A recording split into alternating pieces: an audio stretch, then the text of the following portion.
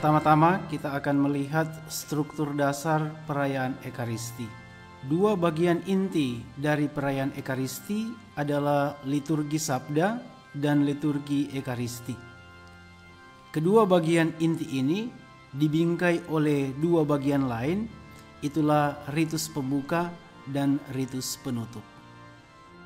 Yang termasuk di dalam ritus pembuka adalah persiapan, perarakan masuk, tanda salib, salam, pernyataan tobat, Tuhan kasihanilah, mada kemuliaan, dan doa kolekta. Menjelang perayaan Ekaristi, seyogyanya diadakan persiapan dengan menciptakan suasana yang hikmat, baik oleh umat maupun oleh imam dan para pelayan lainnya. Persiapan ini dapat dilakukan di sakristi. Awal perarakan masuk sebaiknya ditandai dengan lonceng yang dibunyikan di sakristi. Umat berkumpul di dalam gereja untuk merayakan Ekaristi. Ketika memasuki gedung gereja, Umat dapat mengambil air suci yang disediakan, membuat tanda salib secara pribadi. Air suci mengingatkan umat akan pembaptisan mereka. Sekaligus dengan air suci, umat memohon supaya Tuhan menyucikan hati dan budi sebelum mereka mengambil bagian dalam perayaan Ekaristi. Sesudah itu, umat berlutut atau membungkukkan badan sebagai bentuk penghormatan kepada Kristus yang hadir. Umat berlutut jika di dalam gereja ada sakramen Maha Kudus yang disimpan di tabernakel.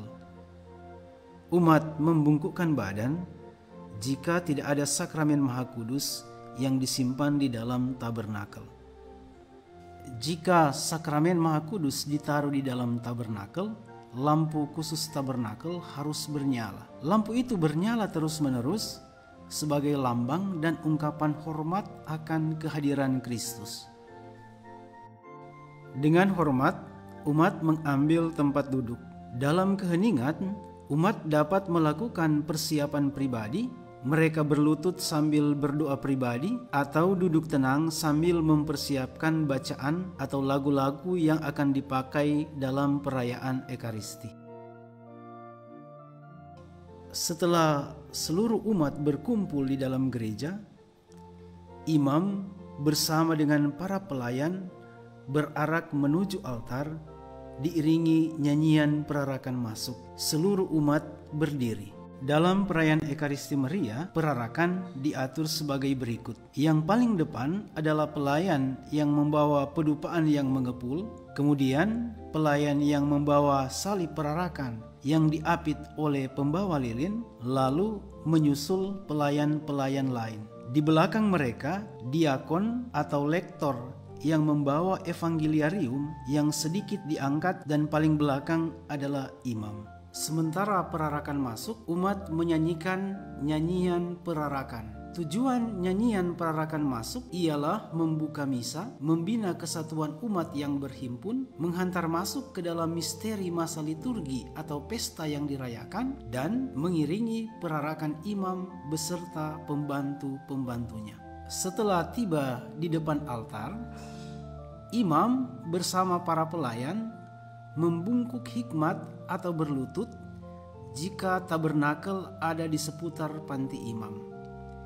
Diakon atau lektor yang membawa buku Injil atau evangeliarium tidak ikut memberi penghormatan, tetapi langsung ke altar untuk menempatkan evangeliarium ke atas altar bagian tengah. Setelah membungkuk hikmat, para pelayan menuju ke tempat duduk, meletakkan salib dan lilin pada tempat yang telah disediakan. Imam menuju ke altar dan mencium altar. Jika perlu, imam mendupai salib dan altar. Pada masa Paskah, imam dapat juga mendupai lilin Paskah pada saat melintas di depannya.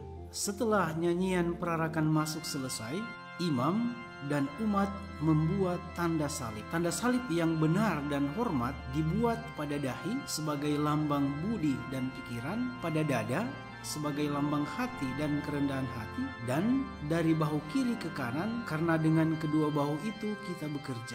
Dengan membuat tanda salib, umat diingatkan akan pembaptisan mereka. Imam menyampaikan salam kepada umat untuk menunjukkan bahwa Tuhan hadir di tengah-tengah mereka. Umat menjawab salam dari imam dengan seruan dan bersama rohmu. Dalam tata perayaan Ekaristi, disediakan 3 pilihan salam dari imam kepada umat, dan juga salam yang disampaikan oleh uskup jika ia memimpin Ekaristi. Setelah imam mengarahkan umat beriman dengan kata-kata yang sangat singkat, menyusul pernyataan tobat. Sikap liturgi yang cocok untuk sebuah pernyataan tobat adalah berdiri. Oleh karena itu, umat tetap berdiri selama pernyataan tobat. Sesudah ajakan imam untuk pernyataan tobat, sangatlah tepat kalau umat hening sejenak. Imam dan umat mengucapkan bersama-sama rumus pengakuan umum. Pada akhir, imam memberikan absolusi, tetapi absolusi ini tidak memiliki kuasa pengampunan seperti absolusi dalam sakramen tobat. Pernyataan tobat disambung dengan seruan Tuhan kasihanilah kami, kecuali kalau seruan itu sudah termuat dalam salah satu rumus pernyataan tobat. Umat tetap berdiri. Dengan seruan ini, umat berseru kepada Tuhan dan memohon belas kasihannya.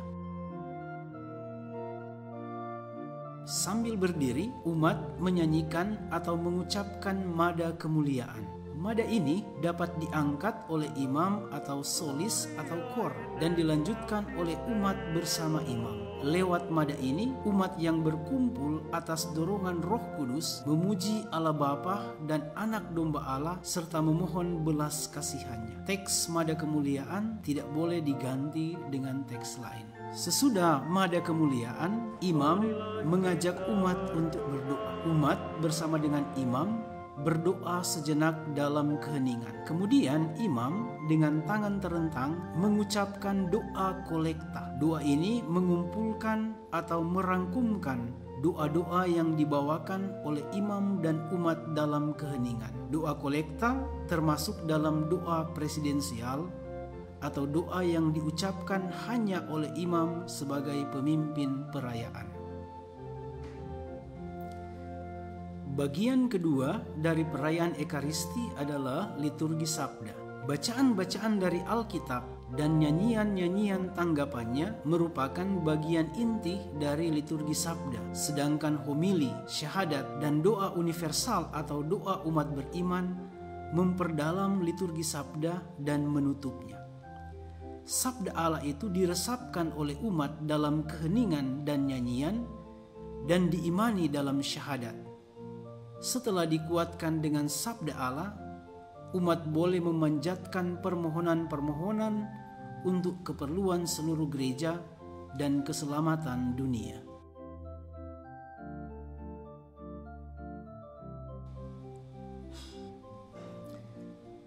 Lektor menuju ke mimbar, membaca bacaan pertama, dan semua umat mendengarkannya sambil duduk. Pada akhir bacaan, lektor berseru, "Demikianlah sabda Tuhan," dan umat menjawab, "Syukur kepada Allah." Sesudah bacaan pertama, umat hening sejenak untuk meresapkan sabda Allah. Saat hening ini juga dibuat sesudah bacaan kedua dan homili. Umat melakukan atau menyerukan ulangan Mazmur tanggapan. Pemazmur melakukan atau mendaraskan ayat-ayat sambil berdiri pada mimbar. Mazmur tanggapan merupakan unsur pokok dalam liturgi sabda. Karena itu, Mazmur tanggapan yang berisikan sabda Allah tidak boleh diganti dengan teks lain yang bukan berasal dari sabda Allah. Sebagaimana bacaan pertama, lektor membacakan bacaan kedua dari mimbar.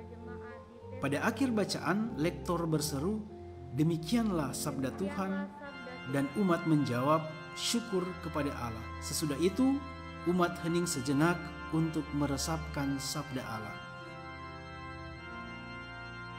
Haleluya dan bait pengantar Injil diangkat oleh solis atau kor. Semua umat berdiri. Dengan aklamasi ini, umat menyambut dan menyapa Tuhan yang siap bersabda. Di luar masa Prapaskah dilakukan bait pengantar Injil dengan Haleluya. Dalam masa Prapaskah dilakukan bait pengantar Injil tanpa Haleluya. Kalau tidak dinyanyikan, bait pengantar Injil dapat ditiadakan.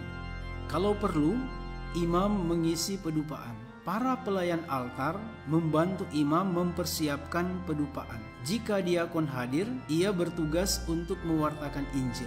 Ia membungkuk hikmat di hadapan imam dan mohon berkat dari imam. Kalau tidak ada diakon, imam mengisi pedupaan dan memberkatinya. Ia menundukkan kepala dengan hormat ke hadapan altar dan berkata dalam hati, "Allah yang Maha Kuasa, bersihkanlah hati dan mulutku, supaya aku dapat mewartakan Injil suci-Mu dengan pantas." Pembacaan Injil merupakan puncak liturgi sabda. Imam atau diakon menuju ke mimbar. Jika dipakai evangeliarium, terlebih dahulu ia mengambil evangeliarium dari atas altar.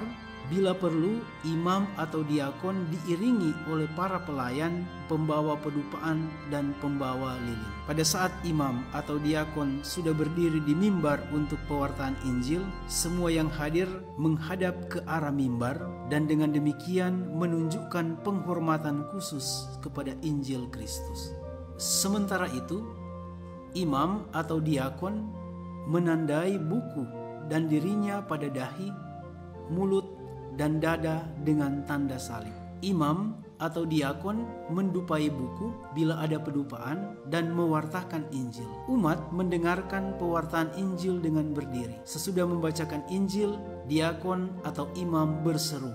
Pada akhir pembacaan Injil, imam atau diakon mencium buku dan berkata dalam hati, "Semoga karena pembacaan Injil dosa-dosa kami dihapus." Imam atau diakon tidak perlu mengangkat buku pada akhir pembacaan Injil. Evangeliarium ditempatkan di meja samping atau di tempat lain yang anggun dan serasi.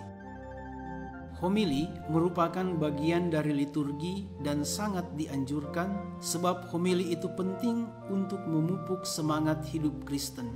Homili haruslah merupakan penjelasan tentang bacaan dari Alkitab. Homili dibawakan oleh imam atau diakon pada setiap hari Minggu dan hari pesta, dianjurkan pula untuk hari-hari lainnya. Sesudah homili dibuat saat hening. Sambil berdiri, umat menyanyikan atau mengucapkan syahadat atau pengakuan iman. Maksud pernyataan iman dalam Ekaristi ialah agar seluruh umat yang berhimpun dapat menanggapi sabda Tuhan yang dimaklumkan dari Alkitab dan dijelaskan dalam homili.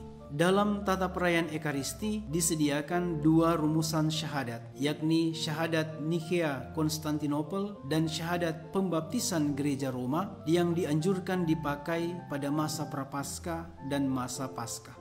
Dalam syahadat Nikea Konstantinopel, umat menundukkan kepala pada saat mengucapkan kata-kata, "Ia dikandung dari Roh Kudus, dilahirkan oleh perawan Maria, dan menjadi manusia." Khusus pada hari raya Kabar Sukacita dan hari raya Natal, semua umat berlutut pada saat mengucapkan kata-kata tersebut. Sesudah syahadat, menyusul doa universal atau doa umat beriman. Lewat doa ini, umat memohon keselamatan semua orang dan dengan demikian mengamalkan tugas imamat yang mereka peroleh dalam pembaptisan. Doa umat dapat dibawakan oleh diakon, solis, lektor, atau anggota jemaat dari mimbar atau tempat lain yang cocok.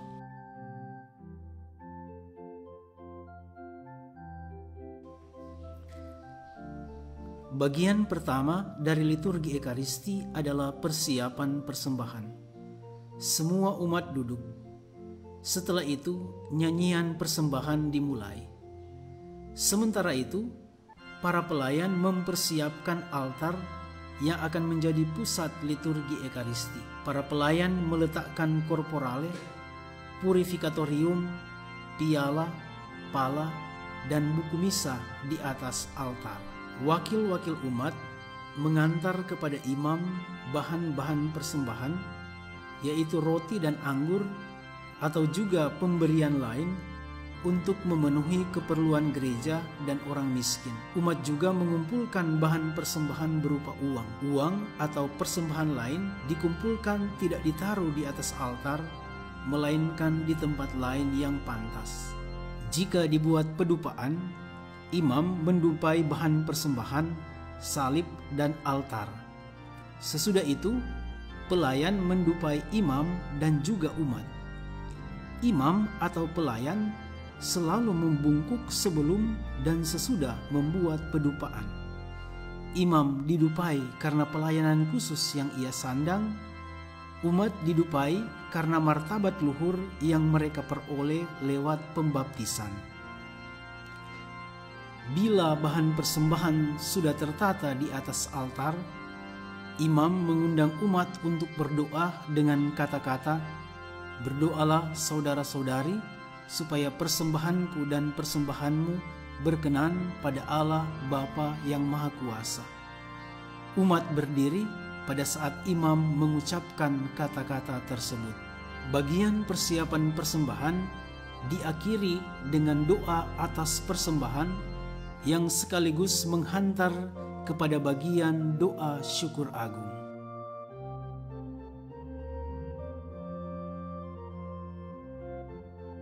Pusat dan puncak seluruh perayaan sekarang dimulai, yakni doa syukur agung, suatu doa syukur dan pengudusan. Melalui doa syukur agung, umat menggabungkan diri dengan Kristus dalam memuji karya Allah dan dalam persembahan kurban. Seluruh umat berdiri selama doa syukur agung. Imam atau pelayan lain dapat mengumumkan kepada umat teks doa syukur agung yang akan digunakan. Putra-putri altar membunyikan bel atau gong sebagai tanda dimulainya doa syukur agung. Sesudah aklamasi kudus, umat dapat berlutut sampai dengan akhir doa syukur agung. Kebiasaan ini bisa dipertahankan. Kisah institusi atau konsekrasi adalah bagian yang sangat sakral dalam doa syukur agung.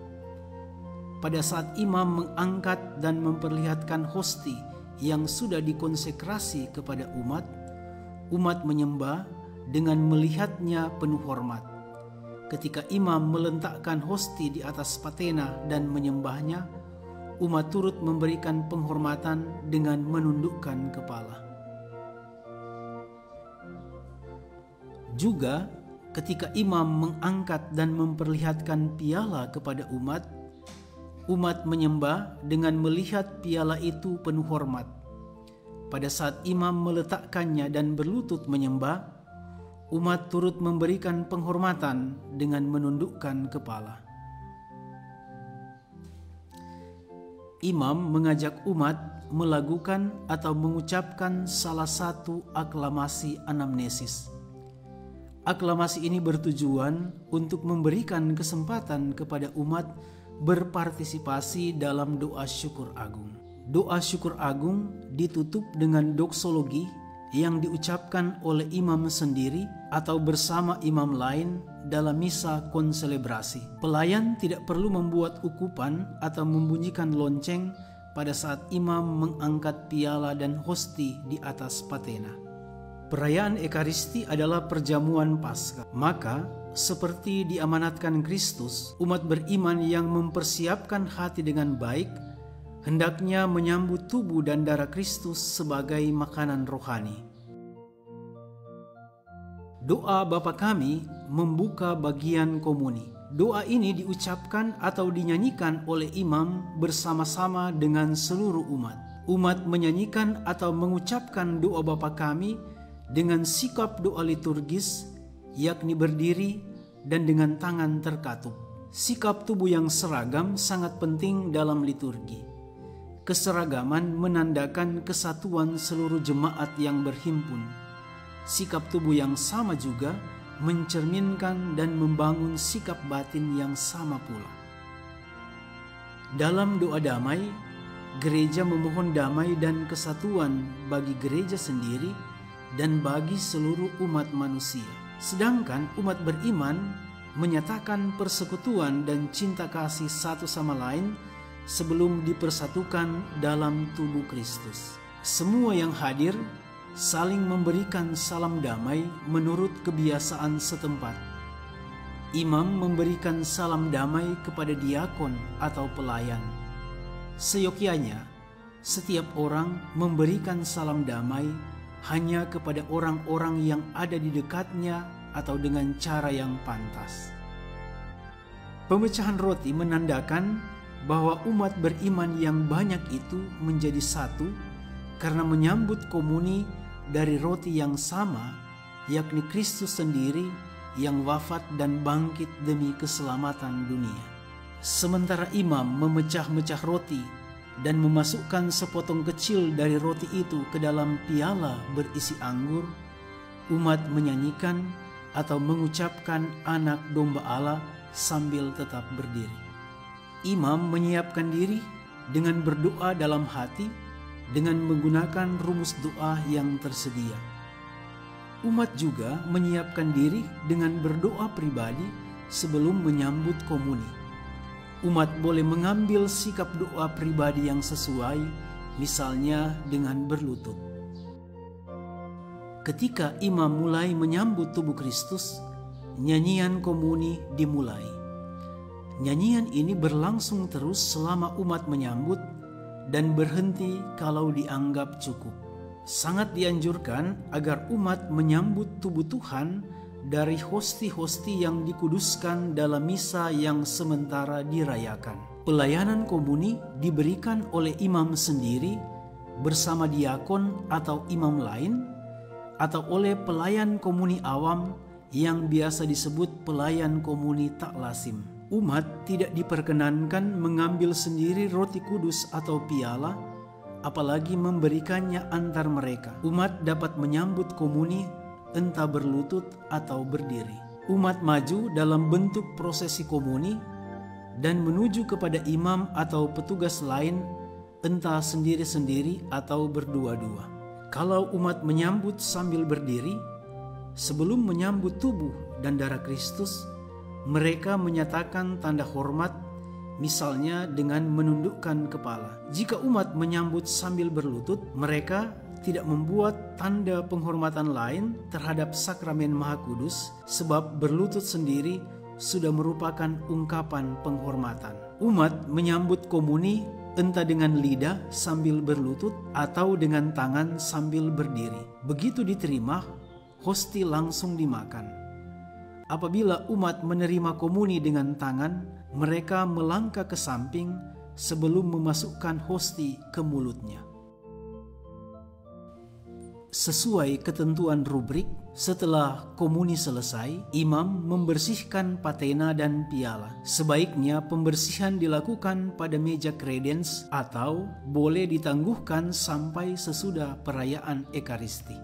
Sesudah komuni, sebaiknya diadakan saat hening sejenak untuk berdoa dalam hati. Saat hening dapat diganti atau dilanjutkan dengan mada pujian berupa mazmur atau mada lainnya. Doa sesudah komuni adalah doa presidensial dan berfungsi untuk menutup ritus komuni. Jika ada doa-doa devosional lain yang ditambahkan dalam Ekaristi, maka doa-doa tersebut harus dibuat sesudah doa sesudah komuni dan bukan sebelumnya. Semua umat duduk. Petugas membawakan pengumuman. Isi pengumuman sebaiknya singkat dan berkaitan dengan seluruh umat, misalnya kegiatan atau jadwal liturgi atau penerimaan sakramen yang melibatkan seluruh umat dan bukan pengumuman pribadi. Semua umat berdiri dengan tangan terkatup sambil menundukkan kepala. Umat menerima berkat penutup dari imam. Diakon atau imam sendiri mengutus umat dengan berkata, "Saudara-saudari, pergilah, misa sudah selesai." Dan umat menjawab, "Syukur kepada Allah," atau dengan rumusan lain yang tersedia. Imam menghormati altar dengan menciumnya atas cara yang sama seperti pada perarakan masuk. Ia pergi ke tengah-tengah panti imam. Setelah membungkuk hikmat bersama dengan pelayan awam, ia meninggalkan ruang altar. Perarakan dapat diiringi nyanyian atau musik instrumentalia yang sesuai. Sesudah Ekaristi, umat diutus ke kehidupan harian. Mulailah sebuah Ekaristi yang dihidupi. Dalam hidup setiap hari, umat memuji Allah melalui cara hidup yang sesuai dengan semangat Ekaristi dan memberikan kesaksian tentang pengalaman kerajaan Allah yang bersumber dari Ekaristi.